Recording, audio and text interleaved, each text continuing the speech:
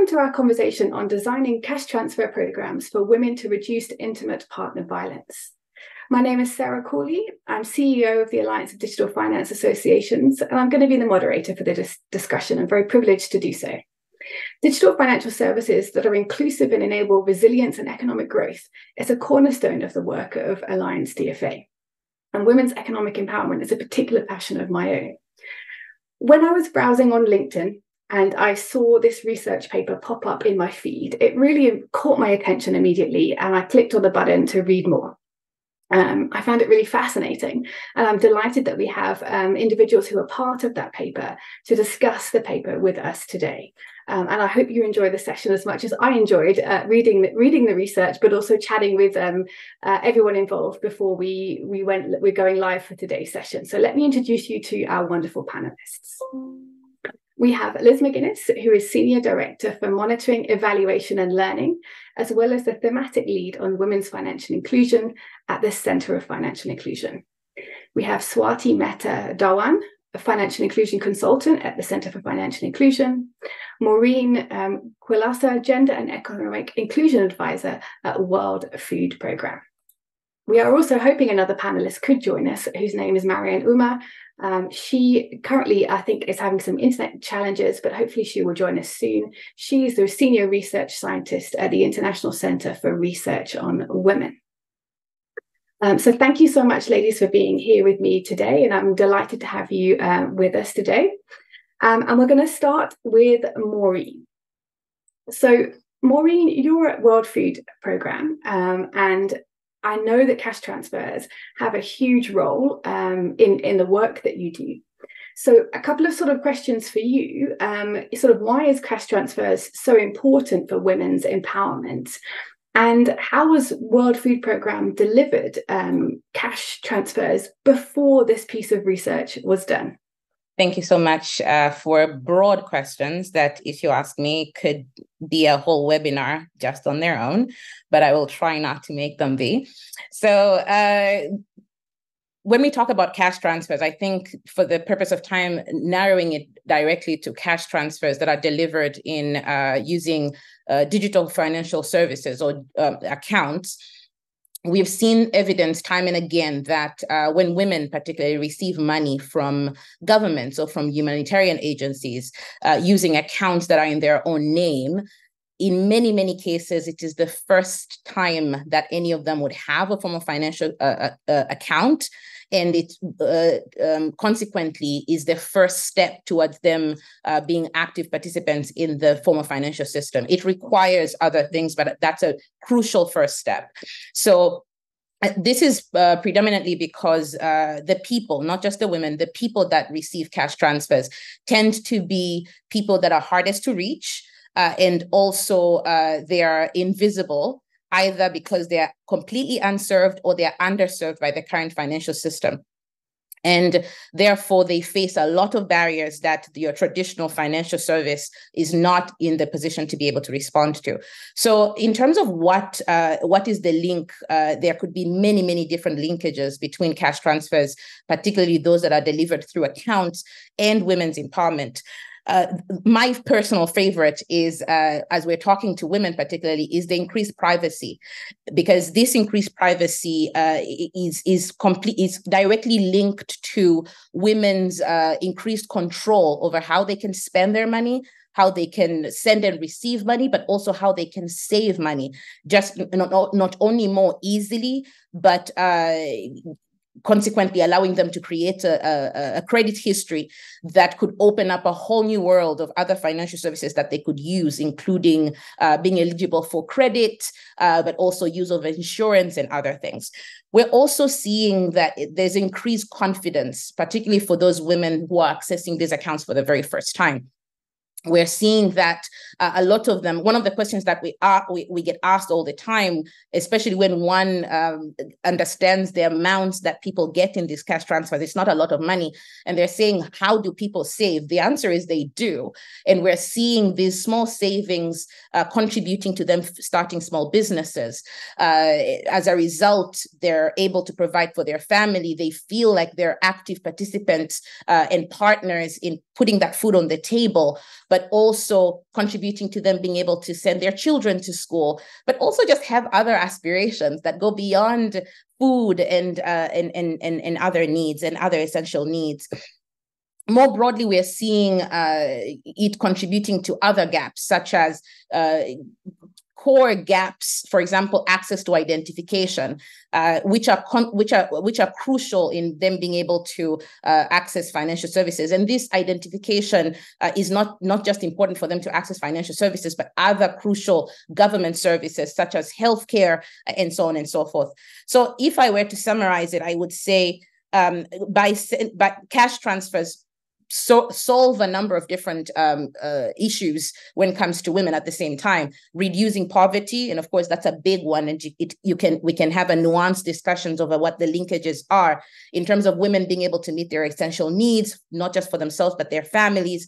We're also seeing it reducing gender gaps, such as that we've talked about access to IDs, but also access to financial services, and therefore decreasing the increasing financial inclusion. And based on our conversation today, based on the research findings, we're seeing that when these cash transfers are delivered or designed properly, it can lead to reducing the risk of intimate partner violence. But I will pause on that, and I will have Swati speak more on this. Quickly to your second question on how WFP delivered transfers before this research was done. So the WFP delivers cash through multiple avenues, either through vouchers, which people can use to then get essential needs through local shops in the communities around them, through cash in what we call cash in hands, that is, we deliver cash to people, that's self-explanatory, either in person or through remittances companies, but lastly, through digital accounts, as I mentioned, so bank accounts, mobile money account, and so on and so forth. So what we saw, among other things, was that due to compounding barriers, not specific to women, but very, very crucial to women, especially when you put together finances and technology, we saw that if we're not deliberate about creating an enabling environment that encourages women to register and receive money on behalf of their households, especially women that are from male-headed households, less and less women are going to register to receive money through digital account. And this is detrimental, not just in their ability to receive that money from WFP or from the government and so on and so forth, but it would be a huge missed opportunity for women to be able to enjoy all the benefits that come from accessing and using financial services that goes way beyond receiving cash. I will pause there. I can see lots of clapping and sort of going on from our attendees, which really sort of says there, Maureen, that what you're saying, is really resonating with our attendees. Actually, this is a huge opportunity, like a huge first step that can sort of begin the journey to women's economic empowerment. Swati, you did a lot of the research, the lead researcher for this particular project. I'd love to hear more, a little bit of a sort of a summary of what you found. What evidence did you find between a relationship? Is there a relationship? Because I think there's an assumption that potentially sending, women cash has that, an impact or an implication for intimate partner violence. What relationships did you find, and what can we as a community who are providing sort of product services and cash to women can learn from that? Sure. Yeah, thank you, Sarah, for that question. And firstly, I'd like to thank Maureen for setting the stage on this topic. And I did see the clapping as well, so very well introduced. And Maureen already touched upon an important aspect, right? So when women become the primary recipients of cash transfers on behalf of their households, is there a subsequent increase in their vulnerability, specifically with regards to intimate partner violence? Now, do these concerns stem from perceptions, or is there robust evidence that backs them up? So we dig into this question, and to do that, we did a comprehensive study CFI, together in partnership with the World Food Programme, and we looked at the existing evidence and sought insights from some of the experts working in this field. And our exploration of the existing evidence literature indicated that cash transfers are generally associated with a reduction in IPV. And two meta-analysis of existing studies have helped to make that conclusion. One of them is a comprehensive review of 22 studies across 13 countries, 13 low and middle income countries in Latin America, Africa, Asia. And it revealed that 16 out of those 22 studies found that cash transfers reduced IPV. Another meta-analysis of 14 studies found that cash transfers decreased physical and sexual IPV, emotional IPV, and controlling behaviors. So these studies have sought to uncover the underlying dynamics of how cash transfers impact households' decision-making. And a study by UNICEF, they have an Innocenti Center, which does a lot of research around cash transfers, and it delineated these three primary pathways through which cash transfers might either mitigate or exacerbate IPV risk factors. Now, unpacking this sort of helps us to take a more nuanced look at this argument. As you would imagine, the relationship between cash transfers and IPV is not linear. So the pivotal question remains, under what circumstances cash transfers might diminish the risk of IPV, and in what cases it might unintentionally increase it. So let's look at these three pathways. Now, on the first pathway, that's on the next slide. Yeah. So on the first pathway, which is the economic security and emotional well-being pathway, research has consistently demonstrated a positive impact of cash transfers on households' economic security. So that's kind of obvious, right? So when cash transfers come in a household which is economically insecure, it would improve the financial security, it would foster increased savings, investments, it would diminish reliance on negative coping mechanisms.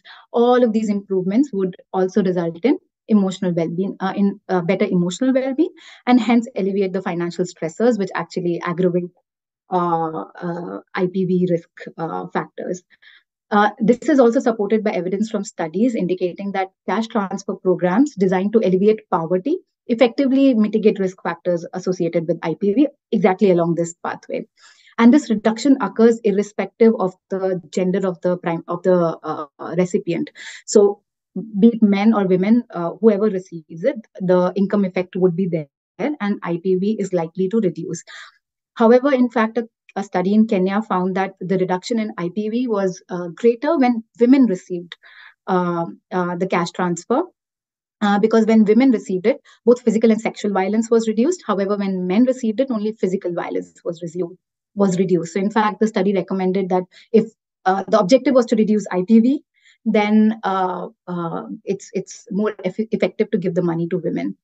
Note here that when I say cash transfers are directed towards are given to women, they're actually directed towards the entire household. The primary recipient might be either the man or the woman, but the money is meant for the entire household. Next slide.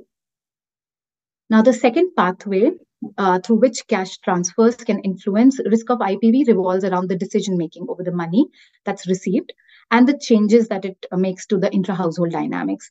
Where money was previously insufficient to meet essential needs, now this additional cash coming in would reduce conflicts within the household and reduce the risk of IPV. And this is particularly relevant for women because they are responsible for making those household expenses. And if they have the extra money, that would result in less arguments with the man who is responsible for bringing in the money, right?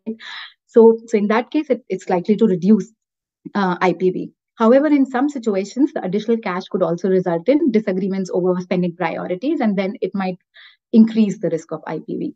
So when considering this pathway of the cash transfer's impact on intra-household dynamics, the gender of the primary recipient may actually influence the direction of change in IPV risk. Because when cash transfers are directed to women to enhance their control over resources, it can potentially lead to an increased conflict or backlash within the household and might trigger IPV.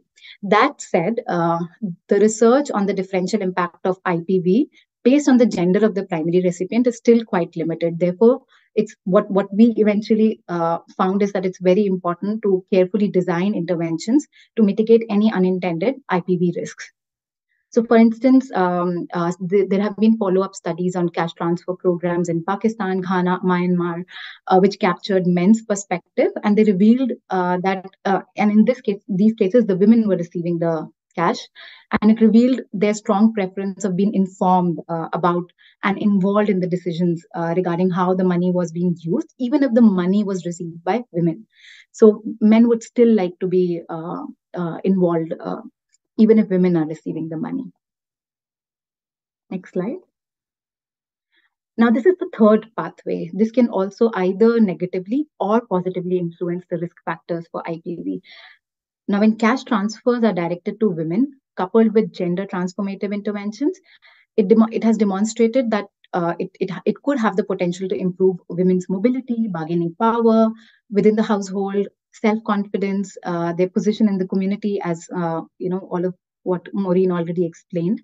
Consequently, this can contribute to their economic advancement and strengthen their control over household assets, also improve their access to employment opportunities, and thereby enhance their overall well-being of the household. So that way, the IPV risk factors are likely to reduce because the household is progressing. However, it takes time for all of these changes to come. And one of the big programs in Pakistan that's called the Benazir Income Support Program. That's one of the few programs that has been monitored over a longer period of time. And they clearly found that in the short term, after the 2-year evaluation, there was really no impact on women's economic empowerment. But when they evaluated it after 5 years and 8 years, there was an improvement in women's mobility, their decision-making role, their voting behavior.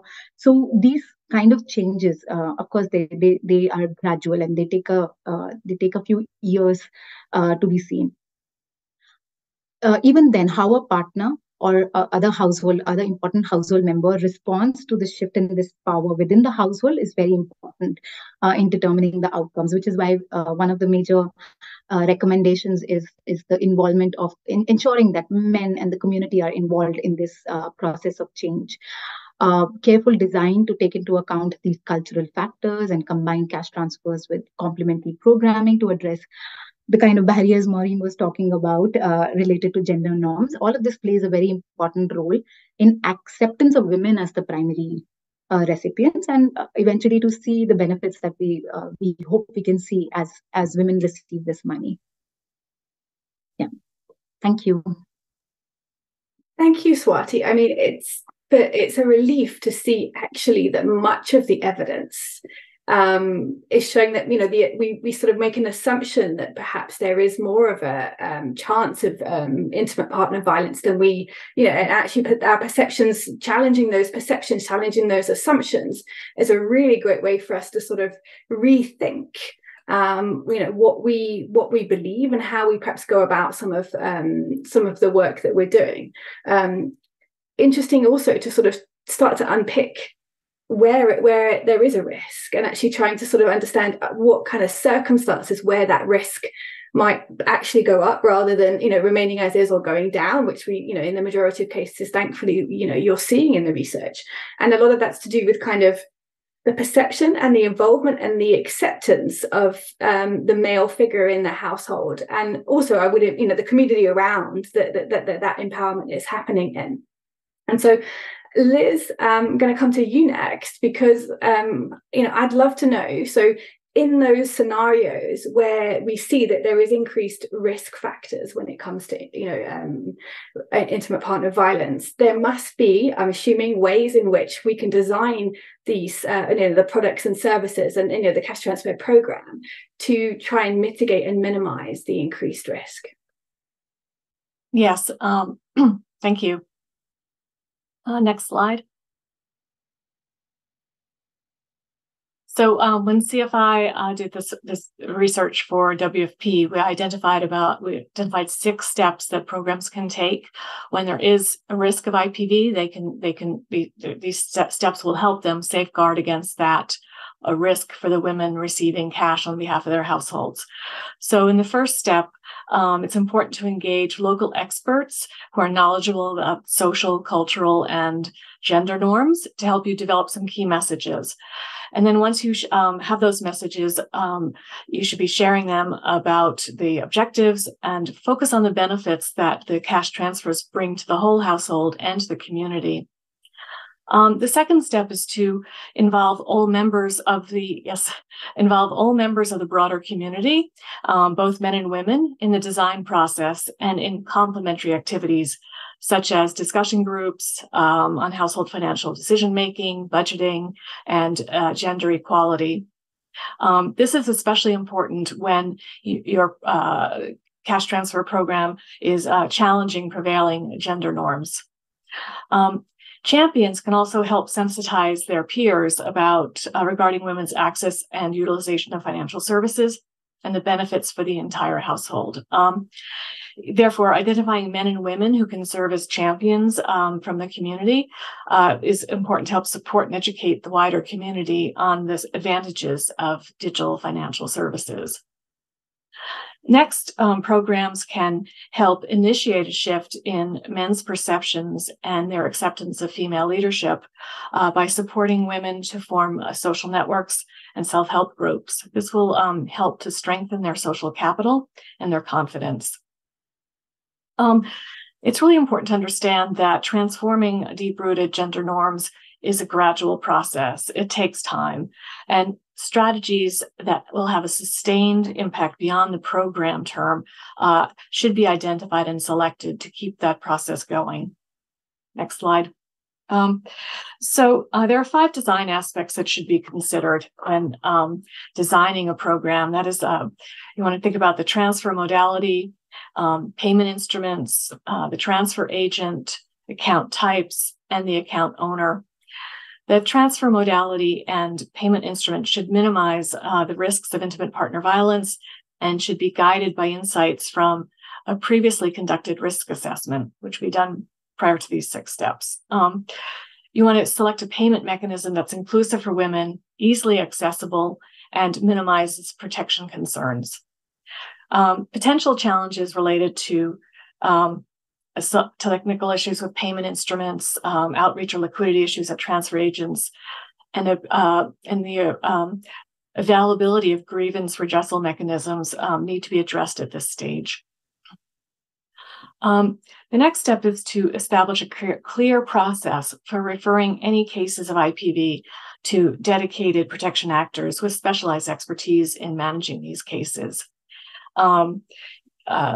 Programs can utilize existing coordination structures, such as cash working groups, to facilitate communication and knowledge sharing on assessing and monitoring risks of IPV.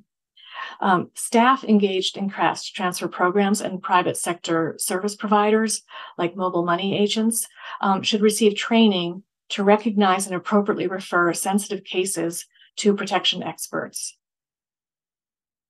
Finally, it's important to capture and flag potential protection risks and heightened IPV, adapt monitoring systems to involving protection teams and experts, and involve them in the adoption process. For the World Food Program, this meant leveraging tools such as post-distribution monitoring surveys with proxy indicators for early detection of IPV risks, while integrating questions about women's financial services access, usage, and women's economic empowerment. It's important to collect data disaggregated based on sex, age, disability, and other factors that contribute to inequality. You should make sure that data collection is done in a way that protects individuals. It's also important to make complaint and feedback mechanisms that provide safe and accessible channels for cash transfer recipients to provide confidential feedback about the program. Additionally, you should be equipping data collectors, frontline workers, call centers, and external partners with the knowledge to adeptly manage reports of intimate partner violence and to execute safe and appropriate referrals. Thank you so much, Liz. There's a lot there. I mean, it just goes to show that it's not a simple, that there's quite a lot to do around the process at different stages, both at the sort of the beginning through to the design, the actual delivery of the mechanism of how the women are going to receive the funds through to thinking about things like, recourse, complaints, and also making sure that there are ways to kind of evaluate the impact and any effects afterwards as well. So there's sort of a lot that we can think about, and it's tempting, I guess, just to, as a finance professional, just to think about that, the one stage of the delivery of the payment, and actually sort of lose what can go around it, which is around the sort of, I guess, a lot to do with that is the social and and cultural norms that will be incredibly different as well from country to country. So Maureen, this isn't a question that we scheduled, but I'm throwing it out to you anyway, because I know that you're going to sort of have some wisdom here. But obviously, how World Food Programme delivers, its cash transfer program will definitely differ from country, to country. So how do you embrace and work with and sort of try and be cognizant of social cultural norms in the work that you do? That is a question that I can answer, because I get asked that question all the time. So for us, especially for the team that sits here at headquarters, we see country offices as our clients. So our job is to create and to ensure that they can deliver cash in a way that is relevant to people. Because you said something that is crucial. A lot of cash actors, we tend to design programs for the efficiency and effectiveness, and these are important. It's really important to make sure that the cash reaches the pocket it was meant to reach, and there's no doubt about that. But if we're talking about sustainability, questions such as context analysis is super important. So that's core to how we're increasingly doing more in designing the cash transfers. It's very linked to the purpose of this report. So we just launched a cash policy in July this year, after many, many years, don't ask me how long, where I think our last cash policy was from 2005, if I'm not mistaken. So and this is central to it. One of the key factors it says is context will differ, and as a result of that, the methodologies that we use differs. While the end goal is the same, the roads and the pathways that we use towards that end goal will differ. So context analysis, women-centered, gender-sensitive context analysis to understand vulnerabilities, intersectional vulnerabilities, and how they impact people when it comes to receiving cash is all part and parcel of how we implement cash transfers, and keeping in mind all of these kind of 5 steps that Liz mentioned. I will pause there for this question. Thank you, Maureen. That's really great to hear how you go about approaching it in that kind of context. And I'm going to sort of ask Swati. I'm going off tangent again here from our prepared list, but I'm enjoying our conversation, and you guys are so familiar with the topic anyway. But I'm also assuming that the financial services landscape is something that we need to factor and consider in these things. I'm assuming when we talk about cash, we're not talking about physically handing over cash. We're talking about the use of, sort of e-wallets or cards, depending on the context. So I'm assuming then that the state of the digital financial services, the smartphone penetration, internet coverage, whether people are used to mobile money or agent banking, all of that kind of also needs to be factored in. I'm assuming, Swati. Yeah, thank you for that question, Sarah. And as Maureen said, again, here context plays a very, very important role. So while we do talk about cash transfers being delivered to women directly in their mobile wallets or their bank accounts, that's like the ideal case. However, for that to happen properly, that infrastructure needs to be in place. So we need to have, the women need to have access to SIM card, mobile device. So if they don't have that, they wouldn't have control over that account. Then they need to be able to have those last mile cash in, cash out points. And we all know how not easy it is to have that in place, especially in remote areas, in rural areas, and have ensuring that the level of service is consistent, and that women are actually not subjected to any kind of harassment or GBV in that entire process of withdrawing the money. So I would love to, of course, hear what Maureen has to say on that in terms of how they are dealing with this now. But the choice of the payment mechanism, as Liz was also explaining, would very much depend on the context. So a lot of the countries where WFP works, they are also going into this transition of moving from cash to vouchers, from vouchers to mobile wallets, and different countries are at different steps of this transition. And now, of course, there is a shift towards women receiving the money. So depending upon how ready each of those countries and the infrastructure in those countries, the ecosystem around this in those countries is, a choice on the payment mechanism could be made.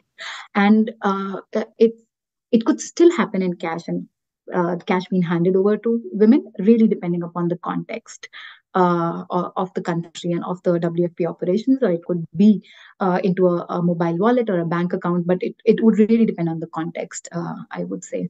The ideal and where we want to get to is for each of the women to have their own accounts and to receive the money into it. But at each point, we need to consider their experience as they receive the money. Maybe to add to that, because I think that is crucial, and I like that Swati changed from infrastructure to ecosystem, because it is about what we call demand. So demand is the agency and the capabilities of the people, particularly women themselves. And what Swati was explaining was what we name as the supply side. So this usually looks at private sector readiness, availability of products and services that are relevant not just to women, because women are not a monolith, but to the specific women that WFP works with. But a key crucial area is also regulation. So the regulatory environment. I mentioned a little bit around identification, but that's only one thing. We have, particularly if you're looking at displaced persons, refugees, for instance, which is also a large population of the people that WFP serves. There are a lot of challenges around the identification that is recognized for the purpose of registering bank accounts and mobile money. And all of these will play a role into whether you will be able to work with these systems, and especially when you're working with private sector partners who want scale. You can't say, okay, so your solution will work here, but here's a border because these people don't have the identification that is recognized. So all of these come into play. So governments are also very, very important partners as we're looking to get regulations that would support women's access to these financial services. Over. Thank you, Maureen and Swati. It just shows the tremendous amount of thought and planning that you need to go through in order to try and make your intervention as successful as it possibly can do. And I'm guessing that can also be incredibly difficult in certain circumstances where the pressure is time, and actually getting the money out there as quickly as possible is also very important. But clearly copying and pasting what worked even in different regions of one country, it seems like it's going to be incredibly different. And I like the fact that I'm going to bring you in here, Liz, with a question around obviously cash and vouchers were how it was done, and we're very much trying to move into more of an e-space, whether that hand and digital space, depending on how that would look, and as you say, infrastructure, regulation, ecosystem in the countries. But why is it so important for us to try and make that digital step for future for the women's future economic empowerment? Liz. Okay, thank you, Sarah. This also slightly echoes a question that we got in the Q&A about a program that was giving cash to women, and then they were handing it over to the men right after they received it. So e-wallets can provide a lot of advantages for women. First of all, the money is not readily at hand, so they're not going to spend. There's going to be less pressure on them to spend it. There's some privacy over how much they actually have on that device in their wallet, right? So they can spend it, on families' needs and not be pressured into giving the money to someone or spending it on some other things. Number one. Number two, as we mentioned, Maureen mentioned a lot of these points earlier. Women often get IDs through these programs, and then that gives them access to a lot of their other services. So, they need to have that SIM card, that phone, and the ID to have these accounts. Having even an e-wallet on a mobile phone actually counts as financial inclusion when it's defined as having an account. But we think that this is the first step towards getting access to formal financial services, because women can sort of, as Maureen said, they're finding that women are actually saving small amounts of money, so they're accumulating some savings. They're also developing digital trails by having that money come in and out of their phone. So at some point, they may be able to transition to opening a formal financial account, even, perhaps for a formal savings account at a financial institution. With that sort of track record and digital trails and some savings, they may be able to access a loan. So as Maureen mentioned, again, they're seeing women start these, micro businesses with their small savings, but with then later access to perhaps credit, they could sort of build their businesses up. They could take advantage of other economic opportunities. So we see this as a first step. And, the important part of the e-wallet, again, is like the privacy and the control that really gives women control over their money and enables them to meet the family needs and also try to save for the future. Great. Thank you there, Liz, and also for us responding to that great question that came in there from David around previous experience of sort of cash being handed over to men. I can see we've also got a really interesting question that's come in from Christine, and it sort of made me think a little bit. IPV is a layered issue that affects different areas of women's lives, and we'll need a multifaceted approach to walking with them and keeping them safe as they're getting empowered. And then sort of let's maybe realize that actually, even if you design, and Maureen, I'm going to put this question to you, maybe you're working in a particular country and you design something and then you go back and have to relook at that design a year or two later as the journey of, with the women that you were, sort of sending the money to has changed. Is that something that you're experiencing? Short answer, yes. I would love to stop here because it would be the easy way, but no, absolutely amazing question. And I will also maybe would like to see what Swati thinks of this, looking at the many different countries and people that she talked to. But from a programmatic standpoint, yes, that's the short answer. I would say even it's not about designing and coming back after 2 years. It is ongoing engagement because social norms are not static. They change. And as soon as you introduce something from the outside, that is, you've come in and you've told communities that women are going to be receiving this money for these many reasons. This is where the sensitization is important, involving men and community members. Even when you do that, the moment you walk away and tomorrow the women start receiving money, something will change in the power dynamic slowly. So it is about continuous monitoring and engaging both men, women, community leaders, all of these different touch points. It's an ongoing conversation. It's not something that you do, you stop and then you walk away. It is an ongoing conversation. Swati also mentioned as part of this research we saw, it is about cases may still arise.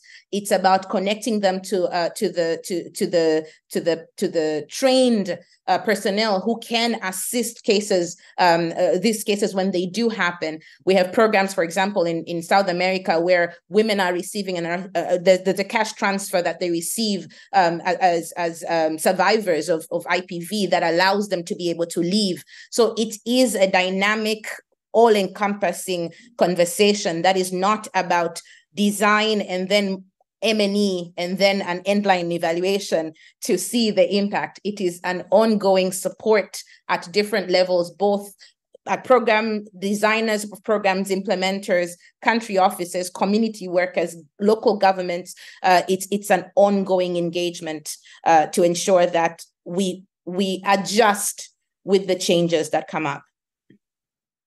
Thanks, Maureen. And Swati? Yeah, so just echoing to what Maureen said, even if we go back to the pathways the three pathways that we looked at, the first one where the IPV reduced because of the injection of this new money into the household led to a reduction, right? So money comes in, economic stress reduces, and IPV reduces. What happens when the money is not coming in anymore? Because the program would end at some point, right? So the question is, fine, if the IPV is reducing, but how do you sustain that reduction in IPV is what needs more work. Giving the money and reducing IPV is the easier part, but building that ecosystem around it where there is that gradual shift in the gender norms, there is that support system for when we talk about social networks for women, it's all about strengthening women's own capability, so that they are able to change gender norms and ultimately reduce the risk of IPV. So it's that comprehensive programming which would be more longer term. Of course, any humanitarian organization, even the size of WFP, would not be able to do that alone. So there needs to be collaboration with protection partners, and there would already be that that sort of system is available in each of these countries at different levels. In some countries, it might be more evolved. In some countries, not so much. So that initial assessment that Maureen mentioned needs to also assess what is that support system which is available. If there is, so first they bring in that knowledge of what's the baseline of IPV, and then if there are any IPV cases, these are the protection agencies that can then be that can come in to handle these cases and ensure that these reductions are sustained over a longer period of time. And also understanding, going back to the program design and understand if there are any peculiarities about that country which needs to be accounted for. So one of the WFP offices that we spoke to in South America mentioned how in the local language, the word for household has a masculine bend, right? So even the head of household is, in the local language, it sounds like it's a man, right? So even if we try to, so they would always associate the head of the household to be the man, or the household to be headed by the man. So that language needs to then be changed across all of the documentation, all the forms that WFP uses, so as to neutralize the gender aspect of it. So these sort of changes one realizes only after the program starts, and then going back and getting that feedback and making those changes would ensure that the program is more effective. Great. Thank you, Swati. It's clear that this is an ongoing, continuous learning process, both for the organisations involved, and there's a lot of collaboration that's needed to really make these programs work well, but also the continuous learning that's happened within the household, within the women, and within the communities and the men, to sort of see how things are, evolving and changing over time. Talking of time, I'm aware that we literally have 2 minutes left, so I'm just going to ask each of you to just say very quickly. We've got a mix of gender and digital finance professionals on the call. If you were going to get them to either remember one thing or do one thing in their job from tomorrow to support women's economic empowerment, and particularly in this sort of area, cash-based transfers, what would you say? So I'm going to start with Liz. Put you on the spot there, Liz. Not to put me on the spot. But there's so many things. So for providers of digital financial services, having women agents can really help to give women better access to, digital finances and digital accounts. That's my one. Thank you, Liz. Swati?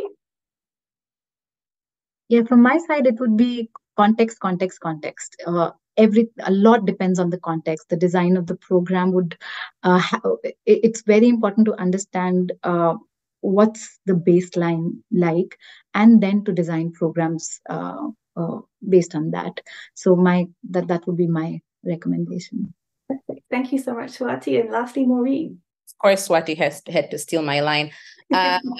So I will go with the business case. There is a business case for serving women, even women within the context of cash transfers. For context, WFP sent $3.3 billion to 56 million households last year, in addition to having 65 countries engage with WFP for intervention. So for their G2P, their government to person payments. So there's a lot at stake here, and it's everybody's role to care about how these people receive money, particularly with a focus on women. Thank you so much. I really enjoyed today's conversation. I wish we could keep it going, but there is another one starting immediately after hours, so we do have to end here. Swati, Liz, and Maureen, thank you so much. I've learned a lot and really enjoyed our conversation. For those of you that still want to learn more, please do go and read the report that was published. The link is in the chat, but also on DigiCampus as well. And Maureen, Swati, and Liz, I hope this is not the only chance for us to engage. I look forward to continuing with this conversation. Thank you so much.